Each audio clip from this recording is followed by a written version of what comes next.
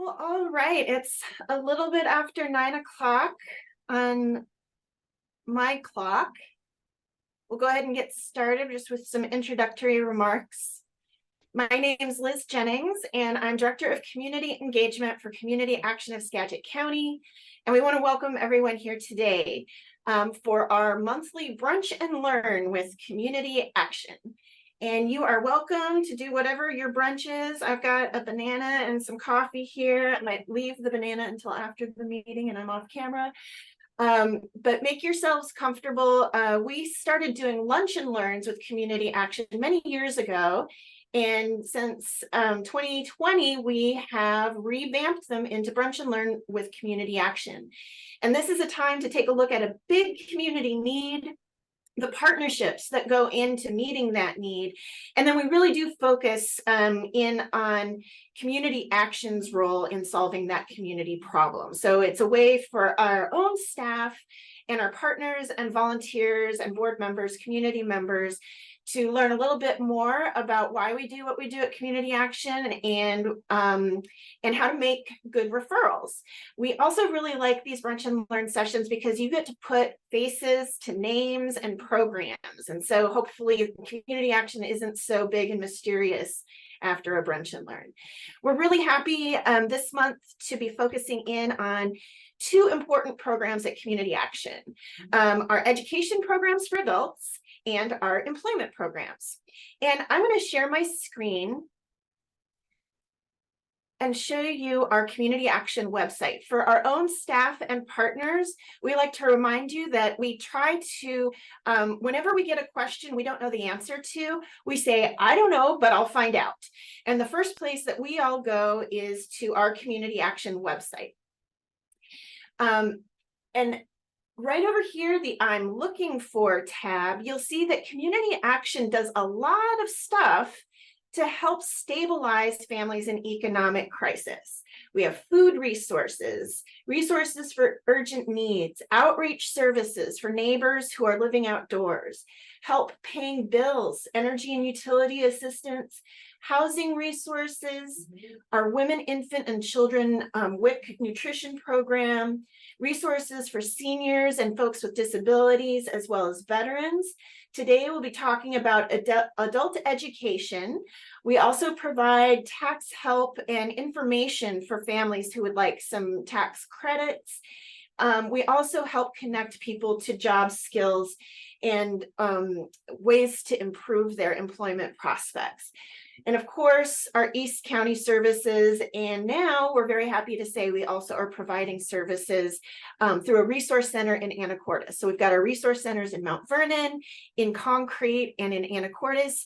And all of these programs and services are available online and by phone, in addition to being in person. So today I want to welcome our Community Action speakers.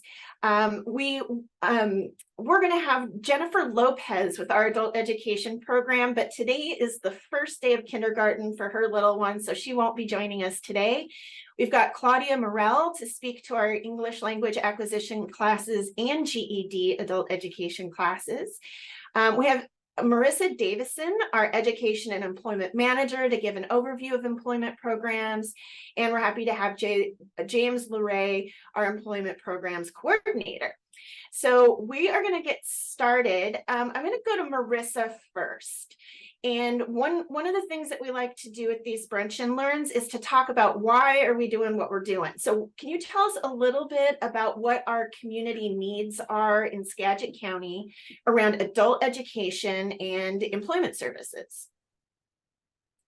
Yes, so we've seen a huge need for education and employment services for a large majority of our population within Skagit County, especially accessible needs. So that's been a real issue that we're trying to work on here, and being able to provide free services for people within Skagit County for ELA, which is English language acquisition, GED, and employment services. That's definitely one thing we're trying to provide, as well as providing childcare to reduce that barrier as well for a lot of our classes that we do teach. Thanks, Marissa. So there is a need, and I'm going to start with adult education. Claudia, maybe let's start with a heart story. Can you tell us about someone who maybe was struggling to complete their education or had an opportunity and needed to complete some education, and how coming to community action changed the lives of themselves and their family?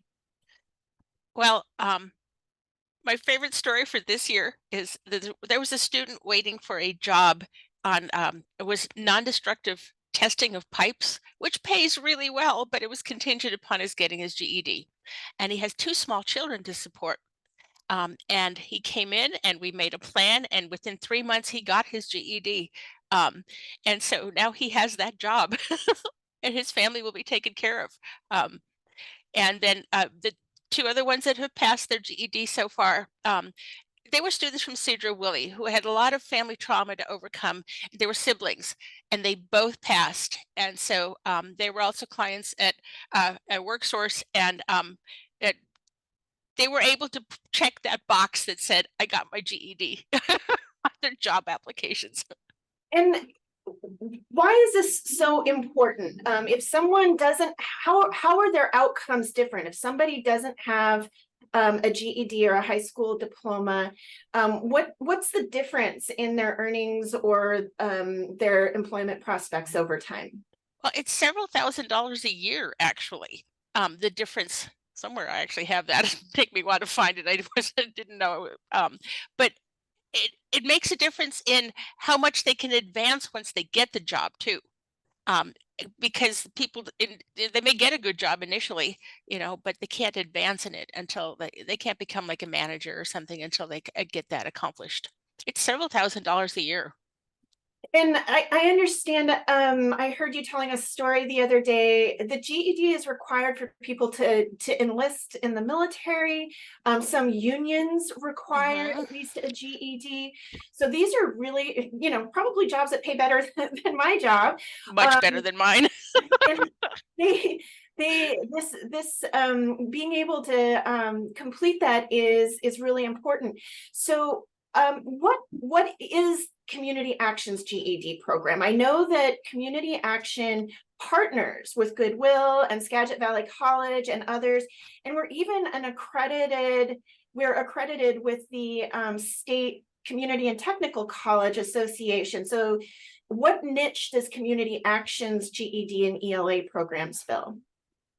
Well, the GED program lets the students into some of these programs. I mean, once they have completed the academic requirements. It's an alternative to the high school completion program because it focuses more on academics rather than the whole big picture that includes art and PE and all that stuff. It's direct, it's academic. The GED is actually really hard. It's not what people think. It's really hard. How many tests are there? There are 4, and it's one for each subject: language arts, math, science, and social studies. And I have there'll be 2 classes for GED prep with Community Action. The one that I have been running is the morning class, and it's a fast track. And I have set minimum reading requirements that actually match what the college has too, by the way, for their GED classes. Um, uh, Minimum reading, writing, and math requirements for them to even get in, so that within 6 months they can get this thing accomplished. So Time is of the essence. When somebody comes to Community Action and says they're interested in advancing their education, how do you assess whether this is a good fit, and what happens if maybe this isn't exactly the right program for them? Well, we're also hoping to have a pre-GED class in the evening for students who do not actually meet those requirements, so that we can up their skills to put them into the fast track. Um, uh, I have a standardized test that the state uses for reading. I mean, it's used all over Washington. I've designed my own writing assessment. I've been an ABE teacher for like 37 years, so I have my own writing assessment, and the math is also now set by the state. We have just recently purchased the new version of the math test, so and we have a conversation, and that conversation includes: do you have internet at home? How far did you get in school? Did you have difficulty reading? What were your grades like? How long have you been out of school? There's a whole bunch of questions that go into the interview. And transportation, can you get here? Do you have childcare? We're going So to try to, are all of the GED classes in person? yes, yes. And what's the role of volunteers in your GED program? Well, I could not do this without volunteers. And I don't know if he's on here. Bob, are you on here? I am so happy to have you back potentially for the evening. The math teachers are like the superstars for me because every student needs help in math across the board, everybody. And it's one of those subjects that I can only teach to a certain level and not beyond. I teach everything else. I teach the language arts, the social studies, the science, but I have a volunteer who teaches physics as well, because that's also just a little bit out of my reach. It's complicated. It's 12th grade level. And Claudia, what makes a good referral? What's a do or a don't about making referrals to Community Action's GED program? Trying to figure out the best way to answer that. So anyone who's 16 or older can take the GED class. If they're under 19, they need permission from the school. And I can even show the form that the state has to have signed. The class is taught in English. So I'm if the vocabulary and reading levels are not high enough, we do not teach it in Spanish. The college does have a Spanish GED. I work with the college also in referring students back and forth just to, what's the best situation. It's really good if they have a computer at home. If not, we can loan out a Chromebook because then they still need to have some internet access for that, because they have to type an essay. They have to be able to do that, and they have to be able to do some work at home. There really aren't any other restrictions. They just need, there really aren't. It's 16 or older. If they're under 19, they have to, that permission slip from the school is really important because they have to submit that to the testing center at the colleges, which is where they actually take the tests. We don't offer the tests on our facilities. It has to go through an official testing center. We can do practice tests online, but the official ones have to go at the college. That's the closest. It could be any college. I mean, they could go to Whatcom if they want. So why would somebody between the ages of 16 and 19 be a good fit for the GED rather than finishing school the traditional way? Who's a good candidate for the GED and that clientele? I know we've got some people here from YouthNet and other youth serving organizations. It's a quicker route to get to the same goal. So if there are family obligations, it might get in the way of somebody graduating from high school.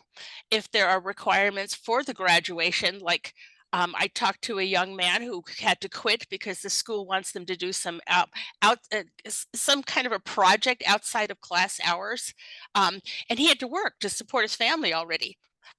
So if there are or somebody's truly being bullied, or if they're about to move, or and also I believe it can be one of those things that can count for an emancipation from parents if necessary.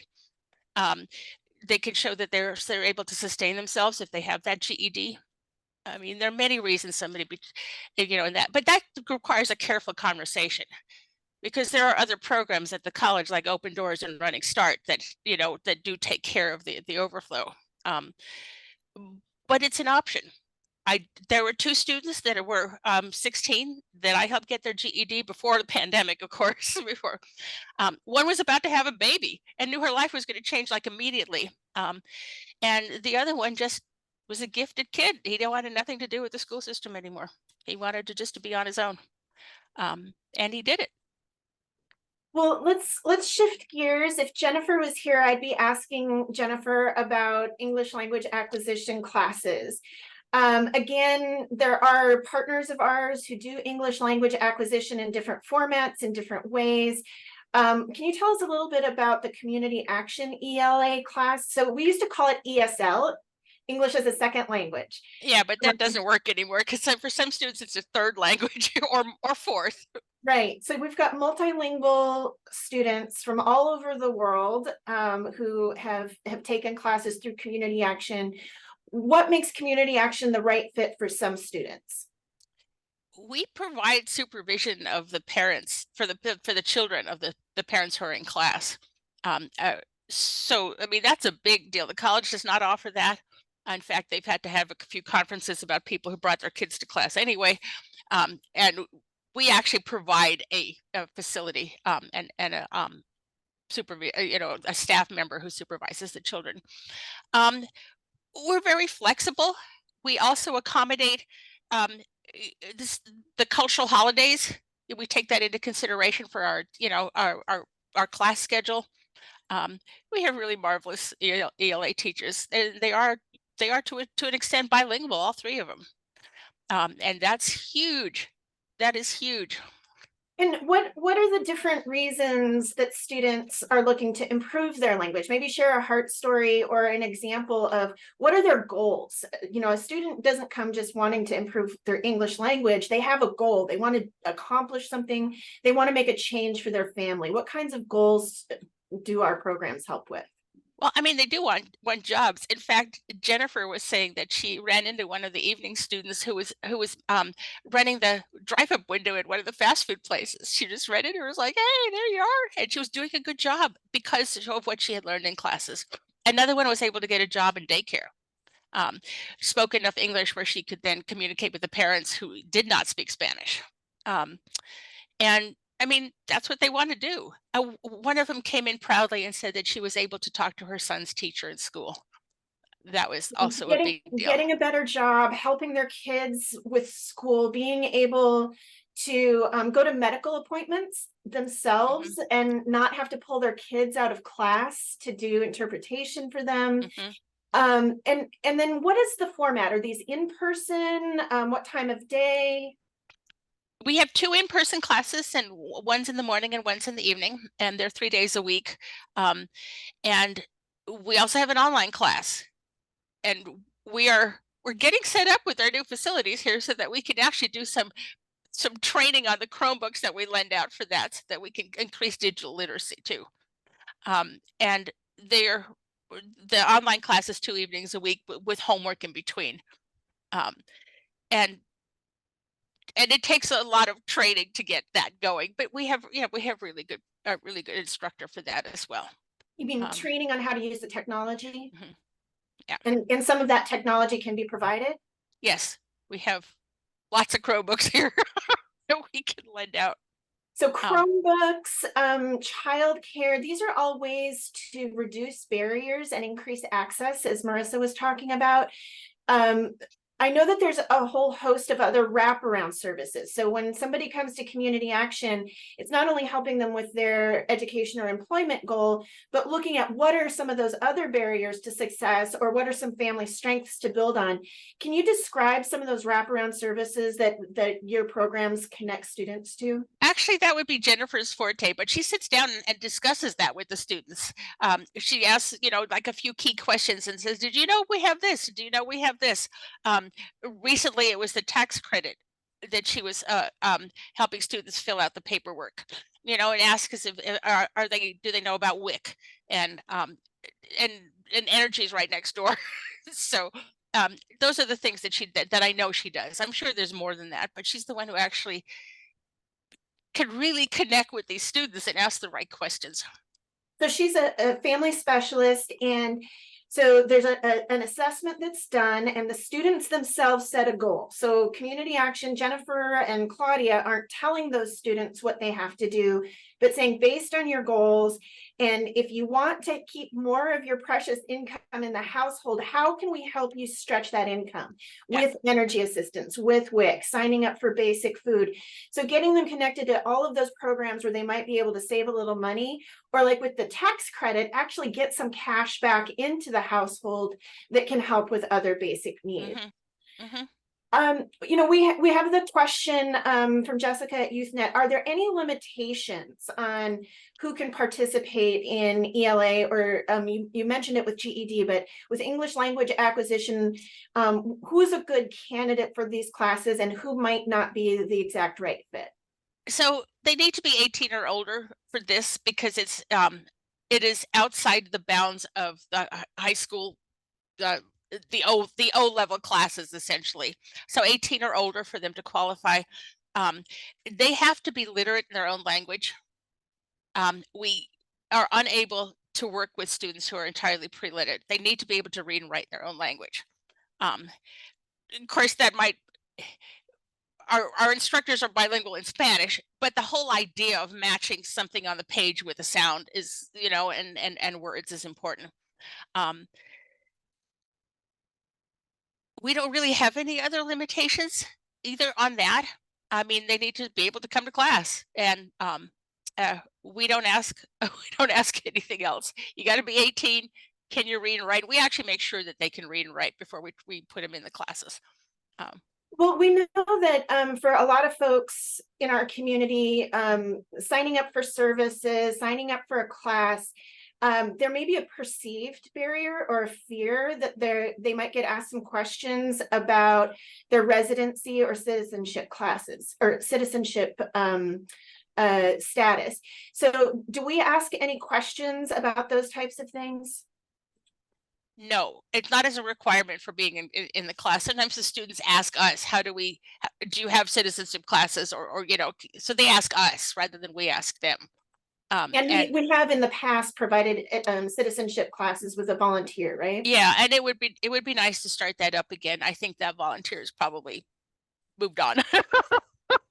She did an incredible job for like more than a decade.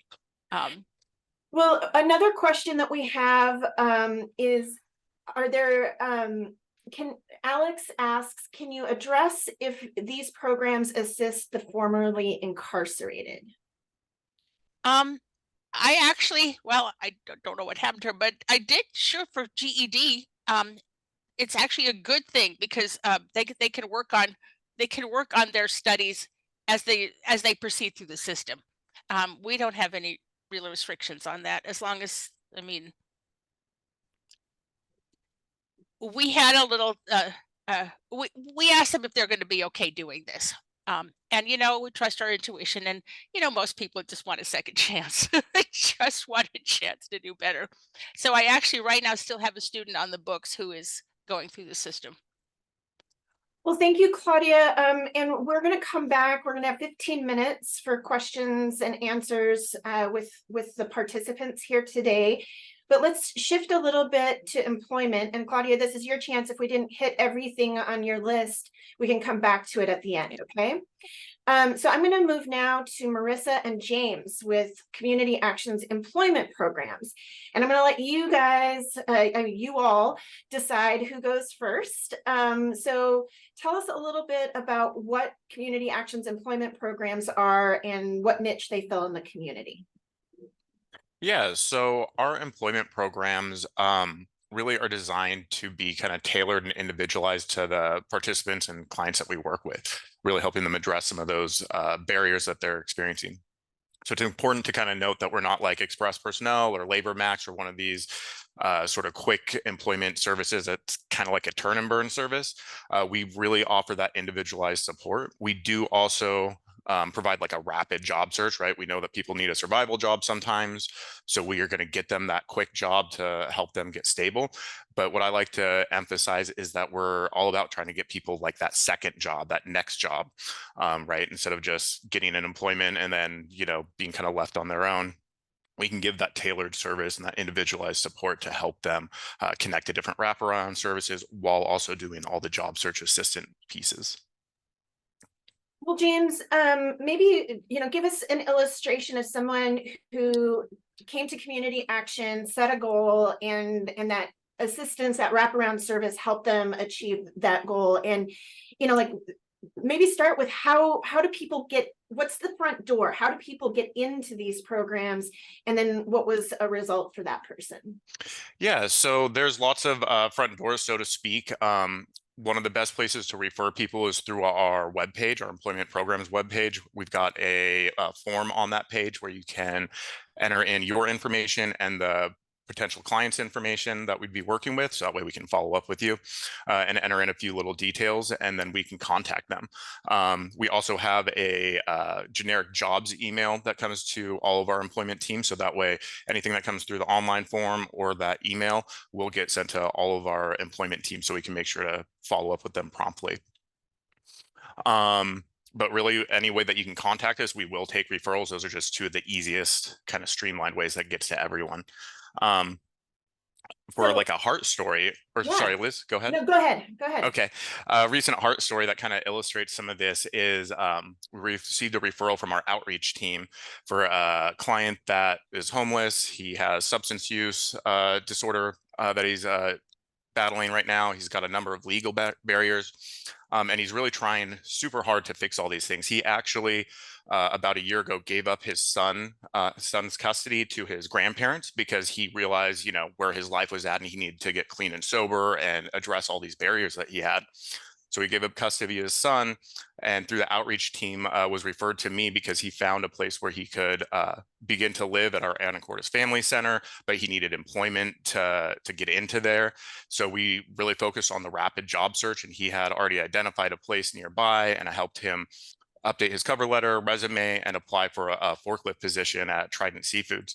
And he got the job, which allowed him to almost get into the Anacortes Family Center. He's still having some custody issues with the grandparents, who the family court AFC and our outreach team is super supporting him in getting the custody of his son back.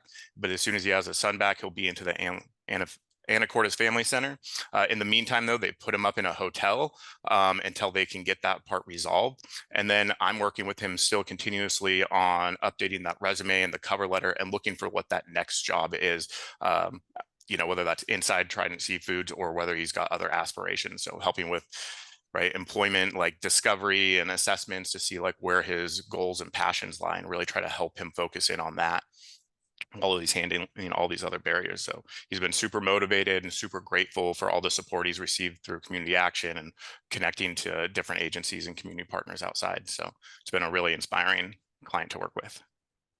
It's amazing. Let's all do a woohoo. That's so great to hear. And so that was, the front door was actually through a relationship with Community Action's outreach programs. And in our outreach programs, our staff and volunteers and interns who are working with people without homes. Other workers who are working on goals might be coming through other avenues, like the state TANF program, Temporary Assistance for Needy Families. Marissa, do you want to talk about any of these other programs and how folks get to us and what we're able to provide? Absolutely. So thank you, James, for talking a little bit about our supported employment and what we do have with TANF, or Temporary Assistance for Needy Families, is we work closely with DSHS to get referrals through them. But a lot of the same options that we have through supported employment, we do with the TANF participants as well. So when they come to us, we're able to place them at a job site so they can gain experience. They also get paid through that, which is really awesome. They do get a paycheck, they get that experience, and they also get that barrier reduction services, a lot of which James briefly touched on as well. So they'll be able to gain that experience while maybe working on their transportation, getting their driver's license, working on housing is another one. We've helped to get people's cars fixed. I know transportation is such a huge barrier. Other ones, childcare. Childcare is also a really big barrier to employment as well. And so we help people to work on those issues and to gain different services within community action. A lot of what we do within the employment is to really work not just on employment, but to also help them get connected with other services, like the instance that James talked about with getting them connected to the Anacortes Family Center and our outreach team. So we do a lot of referrals internally and externally through both programs. I would say the one thing with our program for TANF participants is the requirements for that one are really simple. They must be on TANF, of course, and to qualify for TANF, the biggest qualifiers are: one, you must have a dependent, usually that's parents, or you must have a dependent such as anyone you claim on your taxes is typically the way to understand if you will qualify for this. And then the other qualification for that is to be low income. I can't give an exact amount for the income threshold because it depends on family size. However, if you are interested, or if you have someone who you know is on TANF or might qualify, who is a parent, The easiest way is to either call up our local DSHS office or to go in and ask to apply for TANF. Then you can request a referral to Community Action. And we'd be happy to work with you to get those started. Or if you have questions about what that program entails, we can absolutely help to support you in that as well. You can do so by giving us a call or by emailing us at thejobs@communityaction.org or communityactionsgadget.org. And there is conveniently on your website there on your webpage there's conveniently a link to our flyers page. So if any of our staff or partners want to print off a flyer to make a referral, all of those are available on our website as well. Marissa, those are programs that are available to people who qualify because of TANF or something along those lines, or by their income.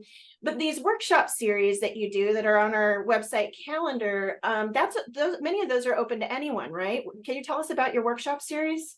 Absolutely. So you've already met the teacher. James Luray is our teacher for the life skills and the work pathways classes that we do have. They're every Monday and Tuesday from 3:15 to 5 p.m. To register, you can email us or give us a call, and we can put you on the list and send you the link or to come in. And what we do within these classes are our life skills, which is on Mondays, is to help to gain those soft skills and many of those basic skills that you need to gain employment or to be able to sustain employment. They might be things such as time management is a big one, planning. We do have in the past done 5-year planning to help people start to dream and to figure out exactly what they want in life, because sometimes that can be difficult to really determine what career track you want to go. With our work pathways, that's a little bit more directed to how to get a job. We go through the entire process from start to finish, helping people each week to start with what is job search? How do you do that process? What tips and tricks do we have to help you to look for the perfect job and what to look for, all the way through getting the job and even a little bit of financial skills. One thing I will say about the financial skills, though, we are in the process of starting a new financial course. So be on the lookout for that. We'll make sure to let everyone know when that's up and running as soon as we get into our new building. But in the meantime, we do have a little bit of financial skills in our work pathways course on Tuesdays. So Marissa, I'm going to just stop here for a second. I think maybe all of us understand this intuitively, but I want to make it explicit. So what you're talking about is whatever doorway that someone comes to our employment programs at Community Action, they get in a conversation, an assessment of what their goals are, what their financial goals are, what their employment goals are, what some of those barriers are. And what I'm hearing you say is with that planning, it's really important because people who have been living on the edge, or maybe have gone off the edge, we all know that it doesn't take much these days to not be able to pay a bill and find ourselves in dire straits. That you give them the time and the space to not just be focusing down on that next indicated thing of how do I get through this day? How do I get this next bill paid? But to really take the time and look up and start engaging some of those executive functioning skills of what do I really want down the line?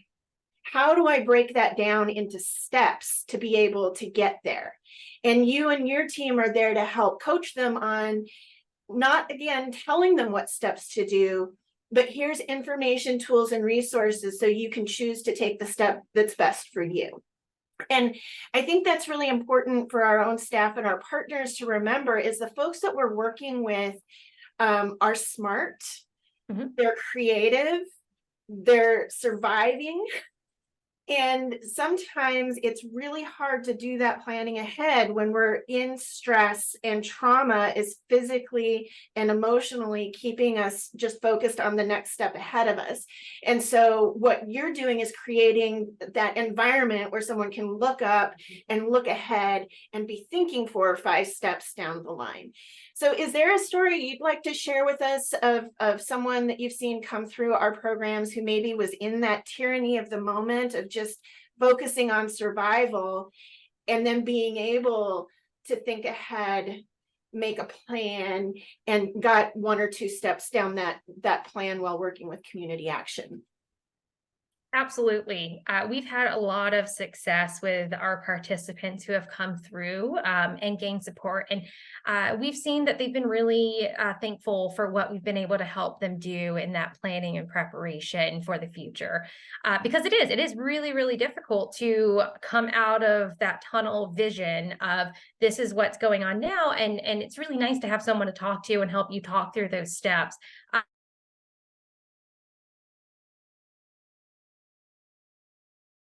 Oops, Marissa froze on me. Anybody else? All right. Well, while she's unfreezing, Marissa, we'll gladly have you back. I'm actually going to go to Claudia with a question that we got from one of our registrants. Andrew asked, are there resources for learning Spanish in the community?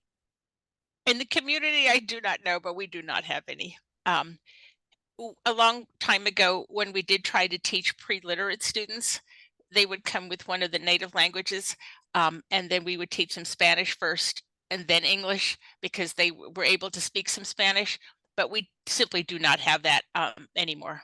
We don't have the staffing for that. Well, if anyone who's participating today has recommendations on where Andrew can go to learn Spanish, please put that in the chat.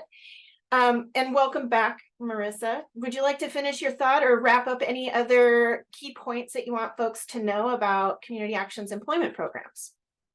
Sure. Sorry about that. A little technical difficulty I've been having this morning. Yeah, so the participant that comes to mind for me is we had someone who was actually on TANF and went through that program that we have for TANF participants. And she got to a point where she was actually able to save up the money and to do the process of starting her own business. She now has a storefront in Anacortes, which is really, really awesome to see that. And that was through some assistance from our employment specialist, Olivia Ricketts. So some of you may see her if you have a participant that's working with her as well. So that's one story that really comes to mind. She was really thankful. She actually messaged us after the program and told us how thankful she was for the assistance that she got and to let us know where she was in her life now. And just she's in a really good place. So that was really awesome to hear from our participants after the fact. I would say that the last few things that I would like to point out about some of our programs is the only qualifier for our supported employment program is really we just request that they're on Medicaid. If they are not on Medicaid, but they might qualify, we can help to get them qualified and help them through that process to fill out the application for it. The other qualifications, if you just refer them to us through online, through our referral form, we can help to determine if they will qualify or do the most that we possibly can to get them qualified for it. They're pretty easy qualifiers, I would say. So we'll do our best to do that. We also do provide benefits planning to our participants who come through. So that is something I think that's unique to Community Action. Okay, benefits planning means something in human resources, and I think you mean something different. What is benefits planning in your world? Yes.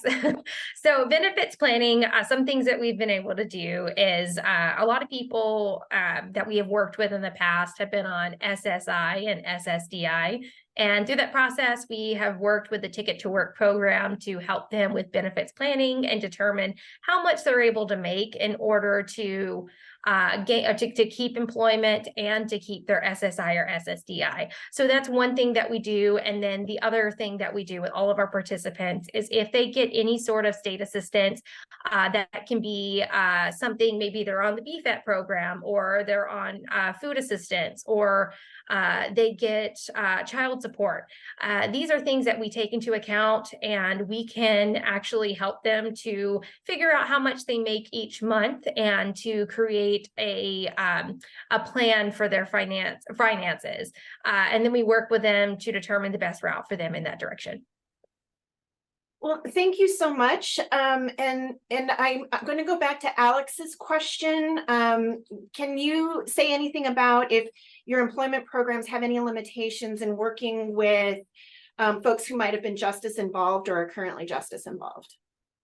Absolutely. So there is no limitations for anyone who has been in the justice system or has been justice involved in any way, shape, or form.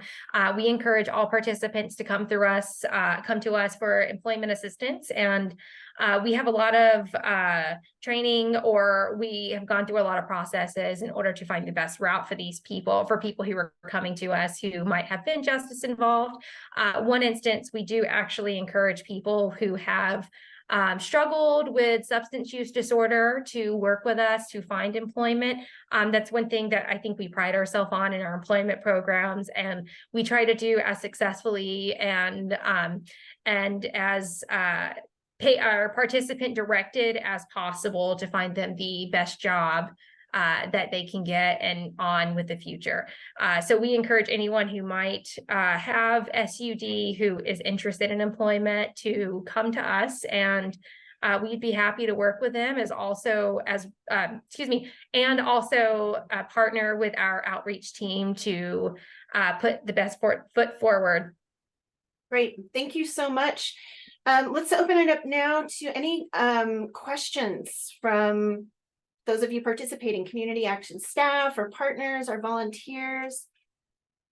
Anything you'd like to know about our adult education programs, which include GED and English language acquisition, or our employment programs that provide that wraparound support?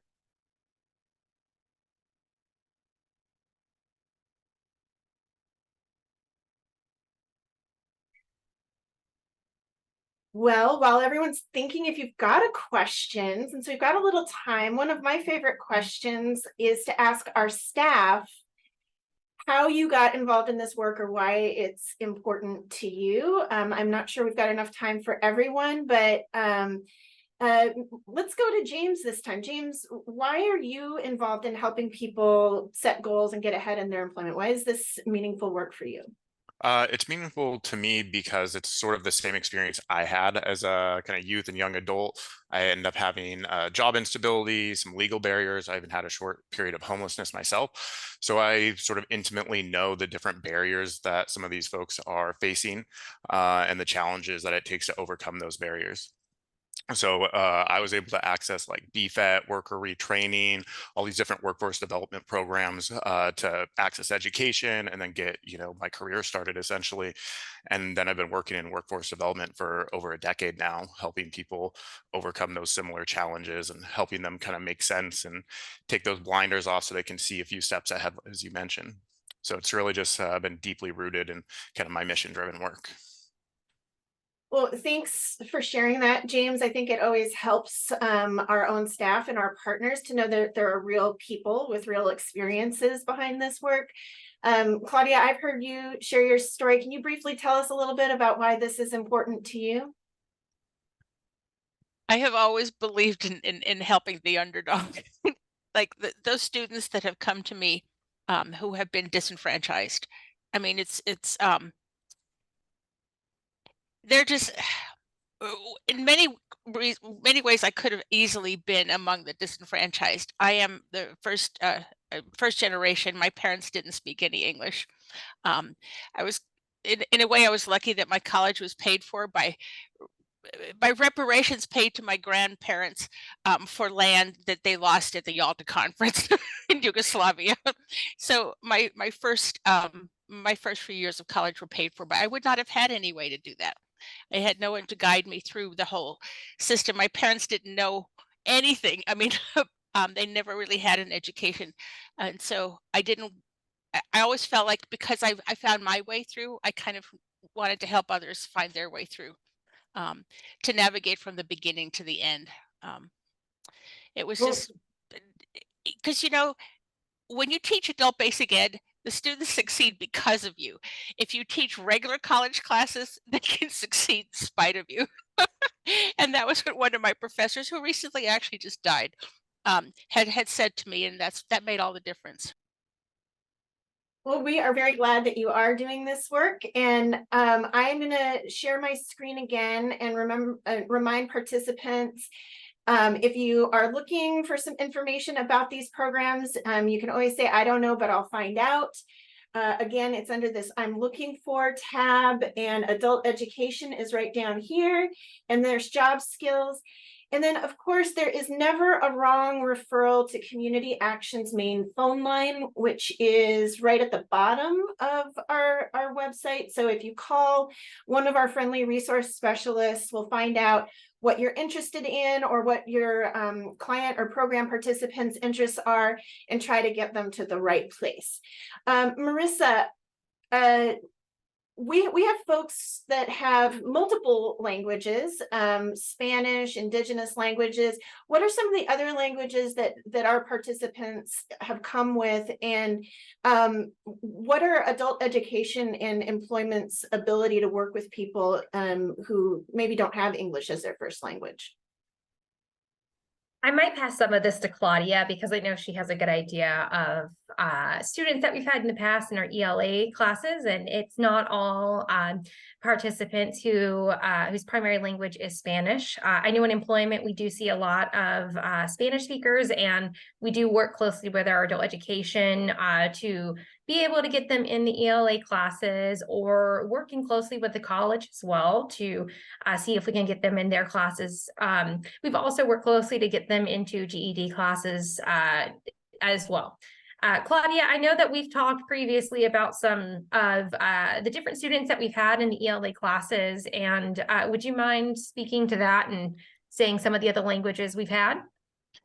Well, in the morning class, we've had students from Korea, from Taiwan, from China, and Japan, all in the same class, in addition to all the Spanish speakers. And it actually turned out to be a most wonderfully eye-opening experience for everyone involved. There was there were just moments when, because they had to communicate in English. I mean, that was the thing. They had to communicate in English. And then when some of the students asked, well, because they looked at the beautiful written language of the symbolic languages. I couldn't tell you what they're called, but they wrote their names in their original Korean, with the beautiful pictographs, and they wrote their names with it was just a wonderful cultural experience where they got to share all the differences. Um, and we haven't actually had before COVID, I did have some students from Belarus. So they were Russian, but they were marginally educated already before they came here. And truly the students from Japan, Korea, and so on also had some marginal education before they came here. But we do whatever we can. I mean, the fact that we have students with different languages in the same class means they all have to speak English. They can't just resort to a second language, their primary language. And a part of what I've heard you describe before is also the kind of community that is built in these classes, because it's different than perhaps being a class that's on a quarter and it has a beginning, middle, and end. Right. Can you talk a little bit about the importance of that community building and what that looks like? In the morning class in particular, some of these students have known each other for years. They've been coming to these classes, and they do literally support each other in a whole lot of different ways. They associate with each other outside of class. A couple of them have opened their own hair salons, or beauty salons, and from different languages, and they communicate over products and stuff. And the community itself, I mean, they always check on each other. They always make sure that it's and if one of them isn't in class, somebody else will say, oh, this is what happened with the child, or this is what happened with the parent. So they stay in touch with each other, and it's that morning class is the most amazing thing. And the evening class, it's they also have their own community to an extent, but they come after work, and one of the things that Gwen has done, for them, is to make sure that there's like hot tea available and some snacks, because sometimes they come right after work and they're tired and they're cold. I mean, um, and so the class has at least a community while they're here, and they feel comfortable with each other.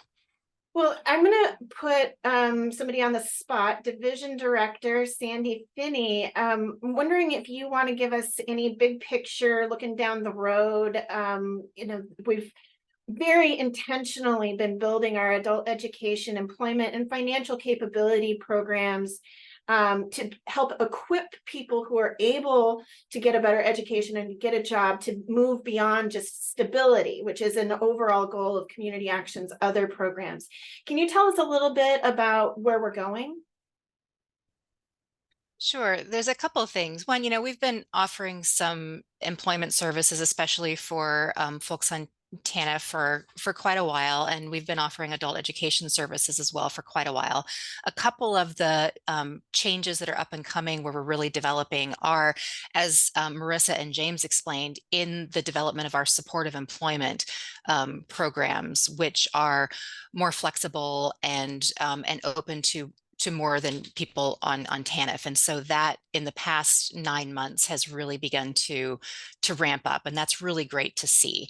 The other thing that is really important to us too is making sure that our adult education students are getting even more wraparound services than we've been able to provide in the past. And so it's one of the things, Jennifer is not here today, but she's really meeting with our students to make sure that we're assessing their needs, because even the students in our classes, they're usually stable enough to be able to come to class and things like that, but they might also have some other needs that we want to be able to check with them about ways that we might be able to support them. So really making sure that we're ramping up those wraparound services for all of our participants. The other thing too, as Marissa mentioned, is we're looking at making sure that we have ways to ramp up the financial skills that we're making sure that participants are getting as well, because it's not just a matter of getting the skills for a job, but also once you have that job, doing that planning and having those skills to be able to use the money that they're earning to the best of their abilities, and be able to think beyond that immediate paycheck. What are the ways to be able to become more stable and thrive over time, and be able to save and invest and pay off debt and things like that? So that's really important too, as we're thinking about ways to do that. The other thing too is looking at not just digital literacy, which is important, because at this point, everybody out there in the workplace needs to have some level of digital literacy, and not just in the workplace, but to engage in our community as well. But it's more than about digital literacy. It's also about digital equity. And so this is one of the things that's on the radar right now. And so Washington State is actually in the process of writing up its digital equity plan as well. They want to make sure that everybody's got access to digital resources, technology, and learning opportunities as well. And so this is one of the things that's on the horizon for us that we're talking about. I guess the other thing too is we want to make sure too that employment services are available, education and employment services are available to people who have other barriers, like SUD, those who have been, substance use disorder as well. We want to make sure that we're able to provide those services to those who have been more marginalized. And so we're going to be ramping up our training as well to be able to focus on that population. So those are some of the developments that we're looking at. Happy to answer any questions. And what about geographic access? Oh, geographic access would be great. So Right now, a lot of our services are in Burlington and Mount Vernon as far as education and employment. But one of the great things that Marissa and James have been doing is making sure that they're getting out to our East County Resource Center, which is in Concrete, and going out there, I believe, twice a month to be able to meet with potential participants, answer some questions, and also develop some relationships with businesses out in East County as well, so that when we do have clients or customers out there, participants out there, we can also connect them with possible job sites that are local. We also are in the process of opening our new Anacortes Resource Center and have plans to be able to have one of our employment staff out there, again, periodically, just like we've been doing out in East County, to be able to have somebody coming to Anacortes and working with our partners and customers in Anacortes as well, to be able to have those services locally. So it's really important to us to make sure that these services are accessible across the whole county. And sometimes that means being on site and going out to where people are and not expecting them to come to us. So we're doing our best to do that. Well, Claudia and Marissa, James, and Sandy, thank you so much for sharing today. And our takeaway every time is what others can do. So number one, of course, is good referrals. Now that you know who is behind the curtain of education and employment at Community Action, you can feel free to reach out directly to these staff members or through the website contacts, the adult education and employment email addresses. So, feel free to reach out and build your network with our staff and keep those referrals coming. Another big ask that we have, a big how to be involved, is to help us spread the word. Everyone who is here today, I deputize you to carry our request into the community for volunteers. So as you heard from Claudia, our adult education programs would not happen without volunteers.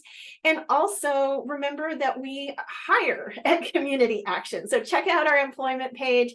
If you've got friends and family who are looking to make a difference in the community, as you heard from our staff members, we've got a really mission-driven, passionate team, and it's a good place to work. So spread the word for volunteers and employees. Anything else that you want the group to take away today, Claudia or Marissa, James? Well, thank you all so much for being here, and reach out at any time. If you don't remember anything else, I don't know, but I'll find out and send them to our website and phone number. Thank you. Have a great day.